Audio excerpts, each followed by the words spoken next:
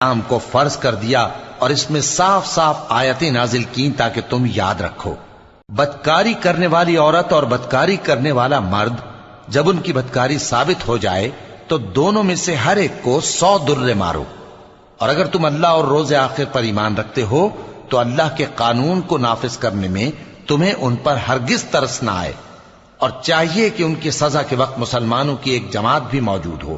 بدکار مرد تو بدکار یا مشرک عورت کے سوا کسی سے نکاح نہیں کرتا، اور بدکار عورت کو بھی بدکار یا مشرک مرد کے سوا اور کوئی نکاح میں نہیں لاتا۔ اور یہ یعنی بدکار عورت سے نکاح کرنا مومنوں پر حرام ہے۔ اور جو لوگ پرہیزگار عورتوں کو بدکاری کا عیب لگائیں اور اس پر 4 گواہ نہ لائیں تو ان کو 80 درے مارو، اور کبھی ان کی شہادت قبول نہ کرو، اور یہی بد کردار ہیں۔